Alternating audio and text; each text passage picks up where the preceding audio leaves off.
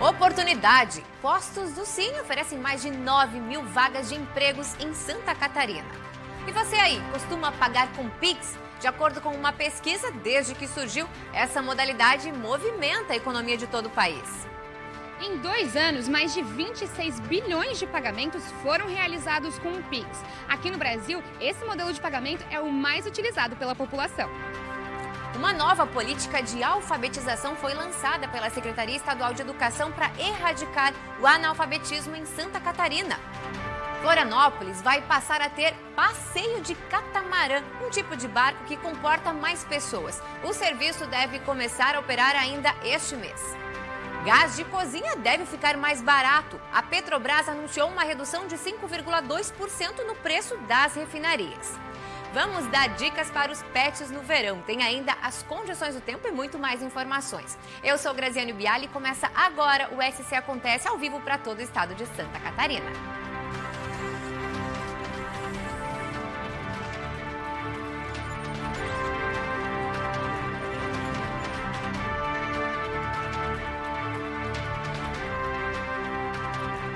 Olá, muito boa tarde. Olha, o Pix é a forma de pagamento mais usada pelos brasileiros. Você aí, costuma pagar com Pix? De acordo com uma pesquisa realizada pela Federação Brasileira de Bancos, desde que surgiu, essa modalidade movimentou a economia com mais de 26 bilhões de pagamentos em todo o país. Dá uma olhada. Aceita Pix? Essa pergunta é feita todos os dias por quem aderiu ao novo modelo de pagamento criado em 2020. De acordo com uma pesquisa realizada pela Federação Brasileira de Bancos, em 2 anos, mais de 26 bilhões de pagamentos foram realizados com o Pix. Ele é considerado o meio de pagamento mais usado no Brasil e Santa Catarina acompanha o resto do país. A população de Santa Catarina tem pegado gosto pela modalidade Pix. O que nós observamos é que, desde o início do ano, nas pesquisas de intenções ao consumidor catarinense, vem numa crescente. No início do ano, algo em torno de 3% do catarinense revelava que gostaria de usar o Pix como modalidade de pagamento. Hoje, esse índice já está em quase 9%. Nossa última pesquisa de intenção para o gasto na Black Friday revelou que 8,7% dos consumidores desejam pagar usando o Pix. A pesquisa também indica que a adesão começou pelos mais jovens. 64% dos usuários têm entre 20 e 39 anos de idade. A Gabriele está nesse grupo. Ela usa o Pix desde que ele foi lançado, mas não sem antes se sentir segura. No começo eu fiquei um pouquinho receosa por questão da internet também, porque a gente vê tantos golpes hoje em dia, que eu achei que poderia ser uma das formas ainda mais disso aumentar. Mas tem sido muito prático para mim, porque às vezes até quando eu esqueço o cartão em casa ou qualquer outra coisa assim e saio corrida, tem sido muito mais prático, porque todos os estabelecimentos estão aceitando hoje em dia.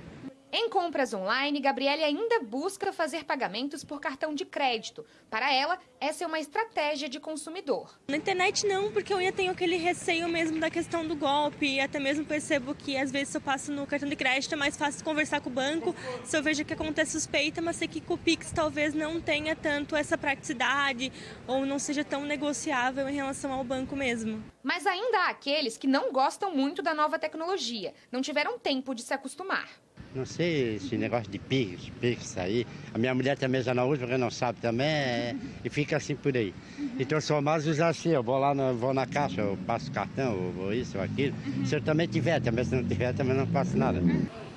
O Pix é a forma de pagamento mais usada pelos brasileiros. Com o celular na mão e internet, a venda está resolvida. Apesar desse modelo de pagamento ser recente, ele já ganhou o público e os comerciantes, como o seu Delmar, que vende morangos há 6 anos e há mais de um ano já utiliza o Pix, é isso? Assim que começou o Pix, a gente já começou a usar. Eu e minha esposa, a gente usa em conjunto, na verdade, né? E facilitou bastante pra gente. Para vocês é mais fácil? O pagamento já entra na hora? Até pra gente, para as pessoas que compram, se torna mais seguro, né? A pessoa com a internet, com o celular na mão, a pessoa já resolve o seu problema ali, já sai com o seu morango para casa. Atualmente, quantos por cento do público do senhor usa o Pix? Em média, aí, 30% das pessoas que compram, elas já utilizam o Pix, né? Como uma forma mais prática, né? Ajudou aumentando as vendas?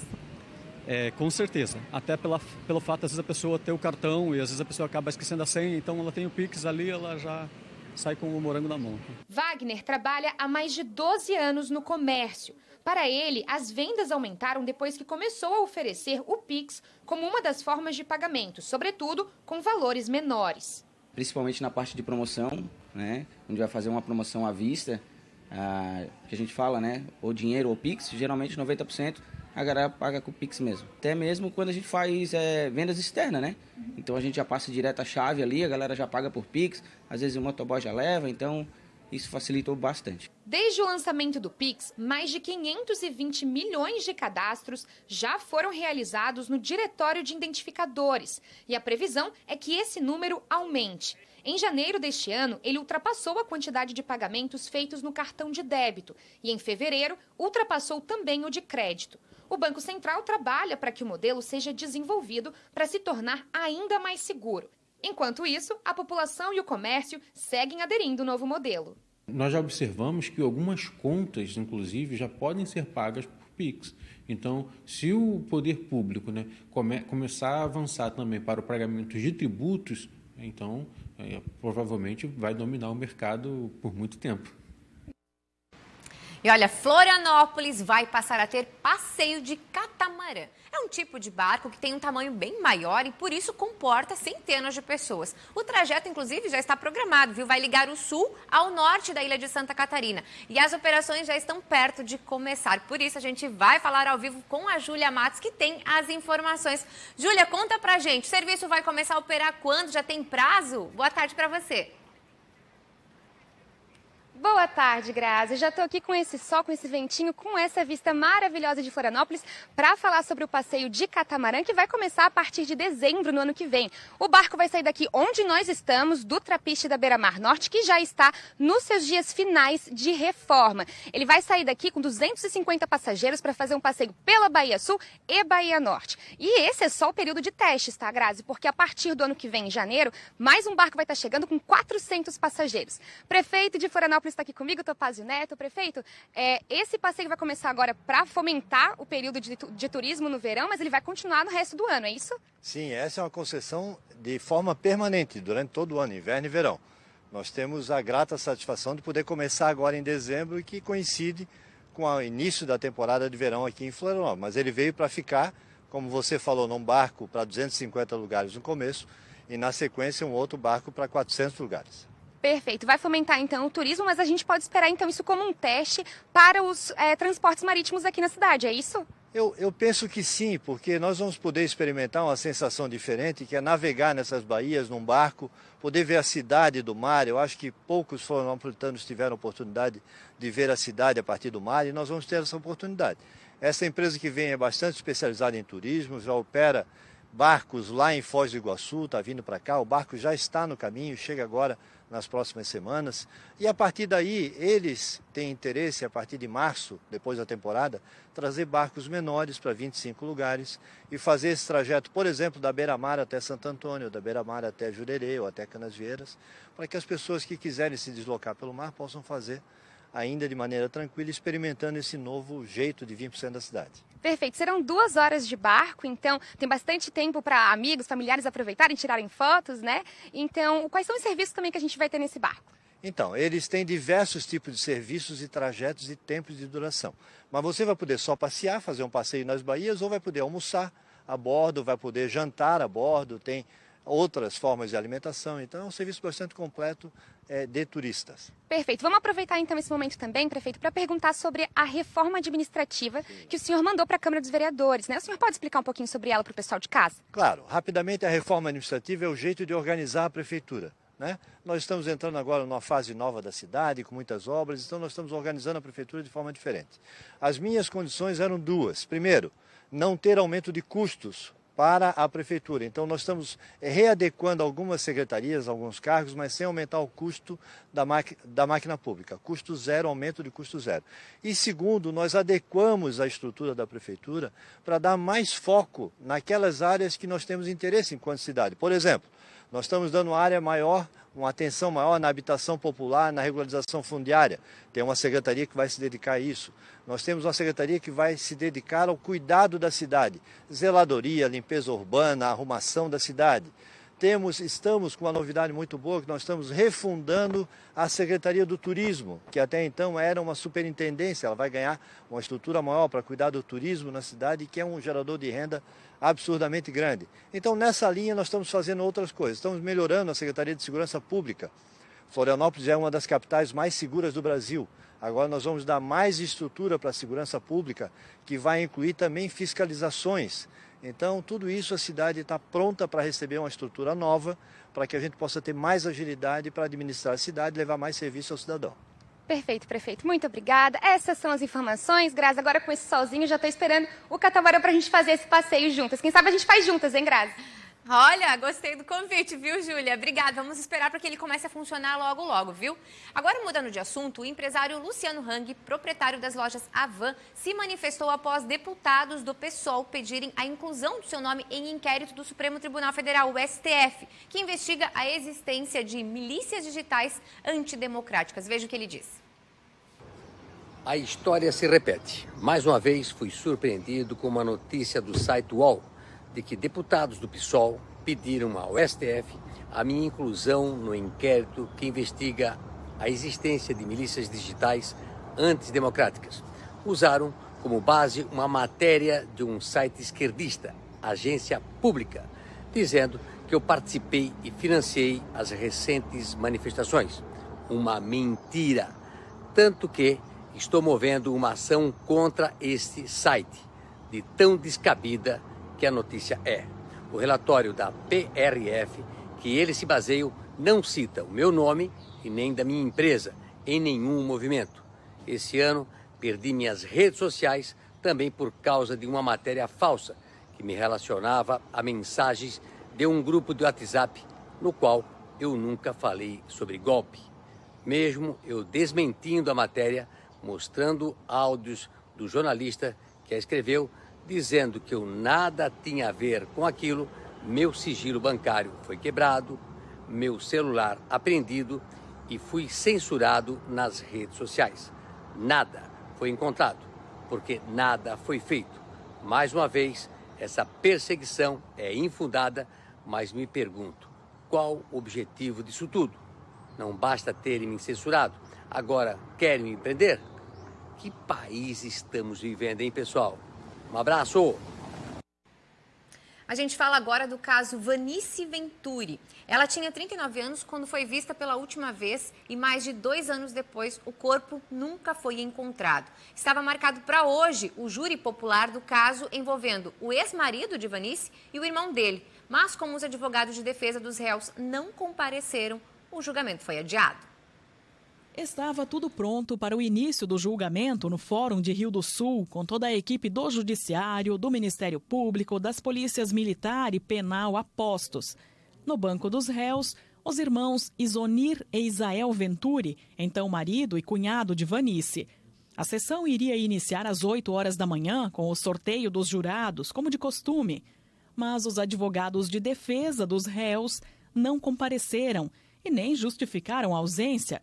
Por isso, o júri popular não pôde ser realizado nesta quinta-feira e foi remarcado para daqui a 4 meses. São 3 defensores do Estado de São Paulo. Não houve comparecimento de nenhum deles. E, por esse motivo, impossibilitada a realização da sessão sem a presença da defesa. Foi designada a data de 16 de março de 2023, 8 horas da manhã. Sorteio no início do mês de fevereiro, primeira sexta-feira de fevereiro. E com um novo corpo de jurados da listagem de 2023, oficiamento à Ordem dos Advogados do Brasil de São Paulo para análise de eventual desídia dos defensores. Os acusados foram intimados para, em 5 dias, constituir novo defensor sob pena de nomeação pelo juízo. Pesam contra os irmãos Venturi as acusações pelo assassinato de Vanice e ocultação do cadáver. Não foram encontrados sequer vestígios do corpo da mulher, que tinha 39 anos na época do crime, em julho de 2020. O marido dela, Isonir, foi preso em casa, em Agronômica, em junho do ano passado e segue detido. O irmão, Isael, que mora em Indaial, também chegou a ser preso no ano passado, mas foi liberado, ganhou o direito de responder em liberdade. O Isonir é acusado por homicídio qualificado pelo motivo torpe e por se tratar de feminicídio, e também é acusado por ocultação de cadáver juntamente com o irmão Israel. A terceira Promotoria de Justiça vinha se preparando há muito tempo para esse júri e de forma mais intensa há cerca de 10 dias. Outras atividades chegaram a ser interrompidas devido a essa preparação para o julgamento, com foco nas estratégias que seriam utilizadas. Por isso, esse adiamento é recebido com frustração pelo Ministério Público. Um caso que trouxe muita comoção aqui para a região e por se tratar de um feminicídio, ou seja, o marido matou a mulher, havia família constituída com 2 filhos. E foram muitos dias estudando esse caso porque as provas são imensas, o processo é bastante grande, bastante quebra de sigilos ali, bancário, telemático, interceptação telefônica. Então demandou uma estratégia bastante forte porque o corpo não foi encontrado. Então existia uma estratégia de acusação já traçada e lamentamos que a defesa não se fez presente sem justificativa. E isso atrasa, claro, a aplicação da justiça para a nossa região. A comunidade vai ficar sem resposta por mais um tempo, né? Um caso que precisava de uma aplicação mais rápida, né, da justiça. O caso aconteceu em 2020, infelizmente vai se estender até 2023 sem uma resposta. Intervalo rapidinho e na volta os detalhes das condições do tempo e ainda uma nova política de alfabetização lançada pela Secretaria Estadual de Educação para acabar com o analfabetismo em Santa Catarina. É já, não sai daí.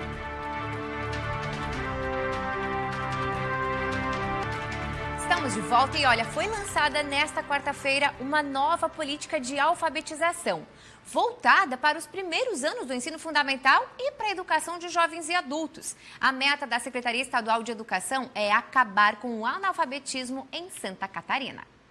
Uma série de ações vai ser implantada nas escolas da Rede Estadual de Educação. A política de alfabetização visa garantir e ampliar a aprendizagem da escrita e a compreensão de leitura dos estudantes.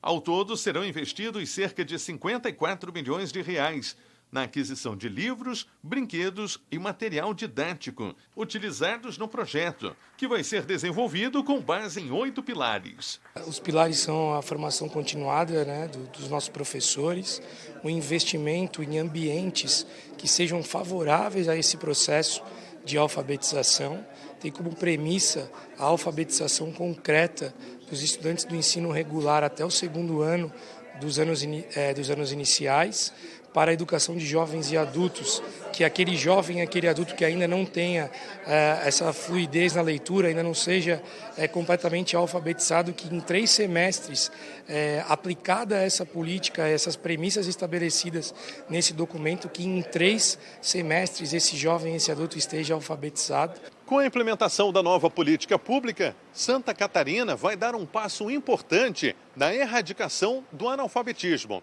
Atualmente, 2,3% dos estudantes ainda não sabem ler e escrever, o que corresponde a aproximadamente 24 mil estudantes. Nós temos o objetivo com a política de alfabetização de alfabetizar no tempo certo. Então, se nós alfabetizássemos no tempo certo, não teríamos educação de jovens e adultos, né? Então, necessariamente, seriam todos alfabetizados no ensino fundamental. Quando nós falamos de analfabetos, já são pessoas que não conseguiram se alfabetizar no tempo certo. Então, normalmente, são pessoas já fora do período de escolarização e que saíram sem o domínio da leitura e da escrita para os usos sociais, né? O projeto também visa garantir que as escolas e os professores da rede sigam o currículo base do território catarinense.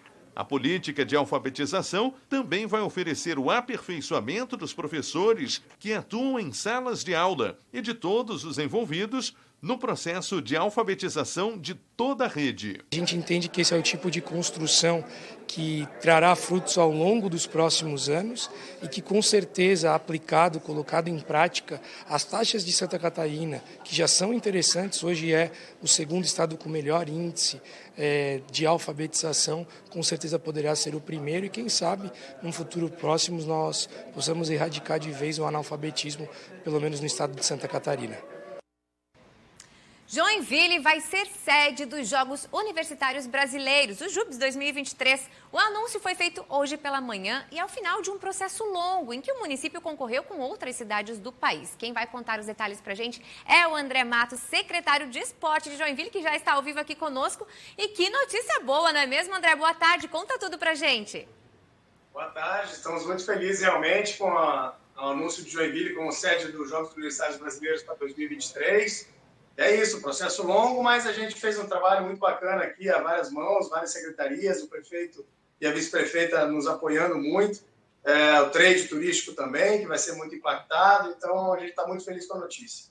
Muito bacana. E claro que se vocês já estavam concorrendo, já estavam se programando também para isso. Para quando que deve acontecer e como é que vai ser todo o desenvolvimento da cidade para poder receber esses jogos?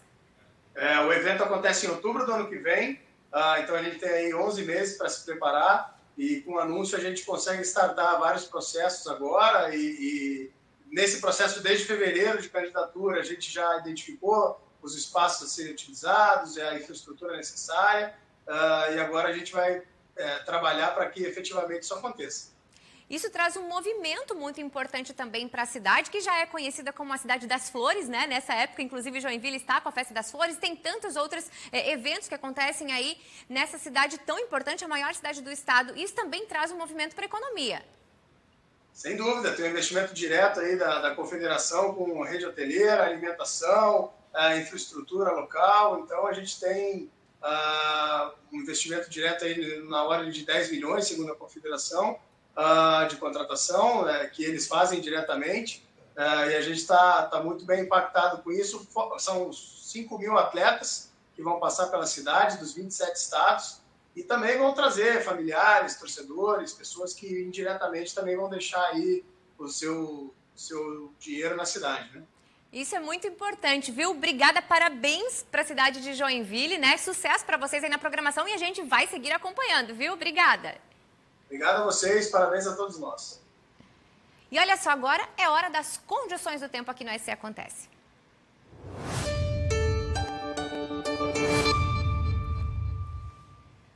Sol e calor. É assim que será mais essa quinta-feira, não é mesmo? Tempo aberto e firme para todo o estado, sem condições para chuva. Coisa boa, né? Os ventos sopram em sudeste e leste com intensidade fraca. E se pela manhã fez um pouco de friozinho lá nos Planaltos e também no oeste, a tarde promete, viu? Olha só, o dia ensolarado faz as temperaturas subirem bastante, com máximas de 35 graus no norte. Olha só aqui na cidade de Joinville, gente, sol batendo forte por lá, viu? Em Blumenau, no Vale, 31 graus. Em Florianópolis, na região litorânea aqui, 31 graus também. Em Criciúma, 31 graus. Urubici, 27. Gente, na Serra, 27 graus é muito calor, né? E Chapecó também, 30 graus.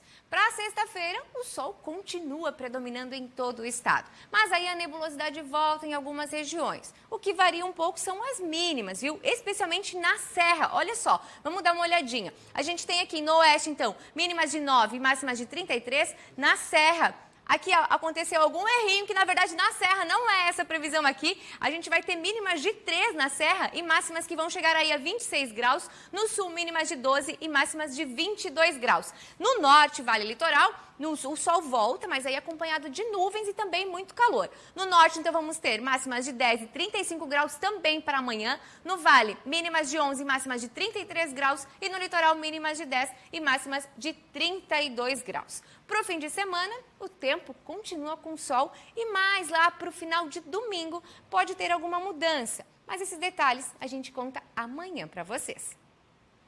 E agora vamos falar de oportunidade de emprego. Postos do Cine oferecem mais de 9 mil vagas de empregos em todo o estado. E o verão está chegando, né? Muitas vagas surgem também. E para falar sobre essas oportunidades para os catarinenses, a gente recebe aqui no nosso estúdio o Alexandre Souza, coordenador do Cine aqui em Santa Catarina. Boa tarde, Alexandre, seja muito bem-vindo. Olá, Grazi, boa tarde a todos. É um prazer poder estar aqui nessa oportunidade. E olha, falando de boas oportunidades, né? A gente tem, então, 9 mil vagas, pelo menos, porque eu sei que isso muda todos os dias e tem aparecido vagas direto, né? Como é que as pessoas fazem para ter acesso a essas informações e também se cadastrarem a essas vagas? Isso, nós temos hoje, Grazi, no estado, aproximadamente 9.500 vagas, né? Para a Grande Florianópolis, são aproximadamente 600. E como é que ela pode concorrer a uma vaga? Ela vai procurar um Cine da sua região, levando carteira de trabalho, documento com foto, ali já faz a pré-seleção e se ela já se enquadrar na vaga, ela já é encaminhado diretamente para a empresa para a realização da entrevista. Olha, Olha só que interessante. Então, levando toda a documentação, já corre o risco de ainda sair dali já empregado, Exatamente. E você pode sair até com 3 encaminhamentos diferentes para 3 empresas de categorias aí diferentes. E também, agora, nós temos mais facilidades, que é o aplicativo Cine Fácil. Ou seja, está na palma da sua mão as oportunidades. Então, você vai baixar, né, o aplicativo Cine Fácil, vai fazer todo o cadastro e você também ali já pode ver todas as oportunidades de emprego que tem em todo o estado. Muito bacana. E quais são as áreas que hoje nós temos? Porque nosso estado tem é muito diversificado na oportunização, né?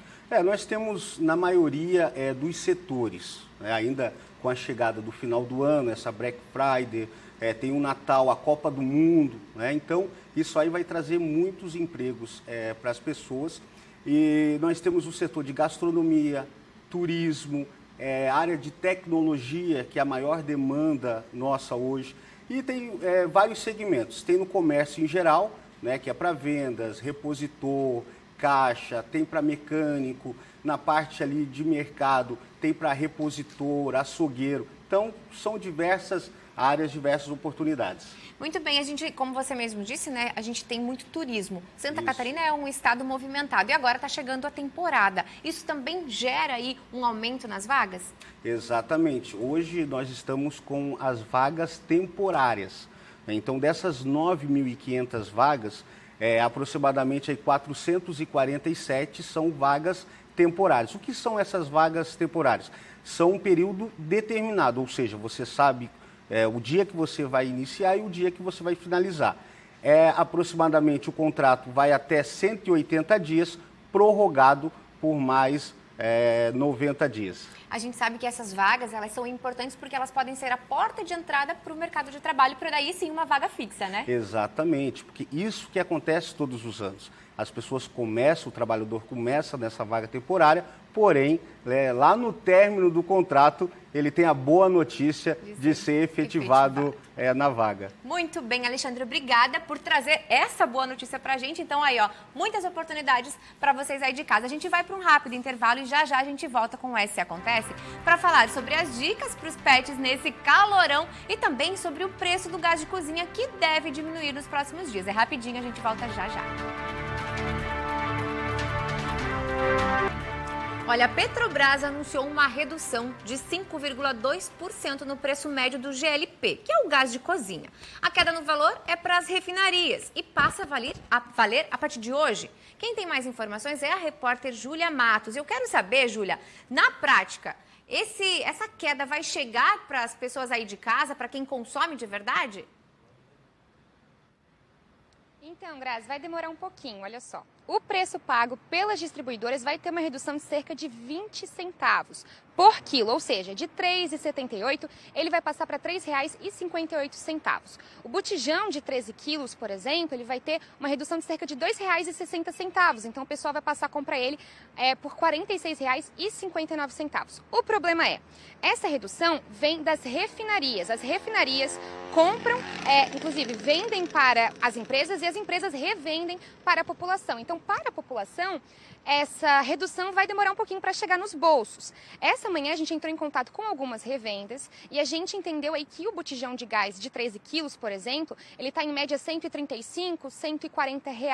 Os revendedores, inclusive, disseram que ainda não sabem dessa redução de preço, ela ainda não aconteceu, mas eles esperam que isso aconteça a partir da próxima venda. A gente, então, vai seguir acompanhando, esperando para que isso venha logo, né, Grazi?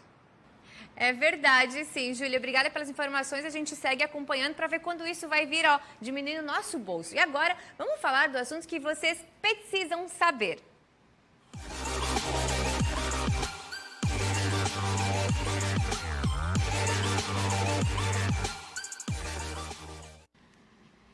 Olha, no Você Precisa Saber de hoje, vamos falar sobre os cuidados com os pets nos dias quentes. Vimos que as temperaturas estão subindo, né? E a tendência é que o calor seja cada vez mais frequente. Afinal, o verão já está quase aí, né? E essas condições exigem cuidados não somente para nós humanos, mas para os animais também, porque eles sofrem com o calor. E aí cabe aos tutores uma atenção com alimentação, horário dos passeios, hidratação e muito mais. Por isso, a gente está aqui com a médica veterinária Tuane Rosa para ela nos ajudar a entendermos essas questões. Boa tarde, Tuane, seja muito bem-vinda. Boa tarde, Grazi, obrigada. Tuane, assim, ó, a gente já quer saber de cara, né? Quais são os animaizinhos que mais sofrem com esse calor? Grazi, os mais afetados são aqueles cachorrinhos que a gente fala, como tem um focinho curto, os braquicefálicos. Quem? Principalmente pugs e bulldogs. São os cães que mais sofrem. Então, a gente precisa sempre pensar que a forma dos cães trocarem calor é pela respiração, não pela pele, como a gente. Então, esses que têm o narizinho mais achatado e sofrem mais com a parte respiratória, eles acabam sendo mais afetados. Muito bem. A gente costuma passear com os animaizinhos. Isso, inclusive, é recomendado, né? Fazer aquele passeio. Só que nesses dias de mais calor, tem algum tipo de cuidado? Tem horário específico? Tem que levar água? Não tem? Quais são as dicas para a gente não prejudicar eles no momento que deveria ser justamente para a saúde deles? Exato. A principal dica é evitar os horários mais quentes do dia. Então, passeios no início da manhã e no final da tarde. Principalmente aquelas pessoas que só têm o horário de almoço como opção para conseguir passear, a gente recomenda o quê? Sempre locais com sombra, frescos, arejados, como parques, locais mais abertos, então nunca no asfalto quente ou qualquer lugar que pode realmente causar um desconforto muito grave por conta do calor. E água sempre antes, durante o passeio, mesma coisa que pra gente, tem que se manter hidratado durante todo o verão. Muito bem. A gente sabe, né, que tem que ficar sempre atento a alguns sinais. Quais seriam os principais, assim, que chamam a atenção e que o tutor deve ficar atento de fato? O principal sinal que começa a acontecer do desconforto respiratório por conta do calor é o animal ficar ofegante. Então, aquela respiração que está muito forçada, muito pesada, ela precisa chamar atenção, principalmente nesses cães de narizinho curto. Outra coisa, o animal fica às vezes mais quietinho, começar a se recusar a caminhar, começar a ficar com um estado às vezes como um pouquinho tonto, mesma coisa também como se fosse pra gente desmaiando de calor. Então, esse momento, a pessoa tem que ter a consciência de que ela tem que interromper o passeio, colocar o animal num lugar fresco, com sombra, oferecer água e, se realmente o animal não melhorar, levar para um centro veterinário. Ah, muito bem. Outro cuidado que também a gente tem, né, eu pelo menos faço com os meus, é dar aqueles alimentos congelados. Então, assim, a gente congela frutinha, congela legumes, até faz gelinho mesmo. Isso é legal e que tipo de alimentos que podem ser de fato congelados para a gente oferecer a eles? É legal, sim. A gente, inclusive, pode colocar gelo na água para estimular o consumo de água, então é super recomendado. E a questão de congelar frutas. A gente pode congelar banana, a gente pode congelar mamão. A gente tem que ter cuidado o quê? Com os alimentos não recomendados, principalmente uva passa, ameixa, abacate. Então, esses alimentos a gente não pode oferecer. Outra estratégia que é muito legal é tentar congelar os alimentos úmidos, como o sachê ou os alimentos em lata. Então, a gente pode fazer gelinho desses próprios alimentos que são próprios para animais e ofertar dessa forma, que também estimula muito o consumo tanto daquele alimento, da água e diminui o calor. Muito bem, a gente sabe que tem vários cãezinhos aí bem peludos, né? O meu mesmo tem o pelo que arrasta pelo chão. Eu não sei se ele passa calor ou não, mas é recomendado tosar? A tosa é específica para alguma raça? Como é que é? Depende da raça, exatamente. Então, tem raças que podem se beneficiar da tosa, porém outras não. E geralmente são as que a gente acha que mais vão se beneficiar, são as que não podem tosar. Por quê? Como eu comentei antes, a troca de calor do cão não é pela pele, é pela respiração. Então, raças como, por exemplo, o Spitz alemão, o Chow Chow, que tem aquele pelo bem denso, a gente precisa pensar que a pelagem é uma proteção térmica, tanto contra o frio quanto contra o calor. Então, sempre que a gente tiver dúvida de se o meu animal pode ser tosado ou não, o ideal é que a gente converse com alguém especializado na parte de tosa, de banho, para que siga a recomendação. Mas a gente tem que ter cuidado com essa parte também.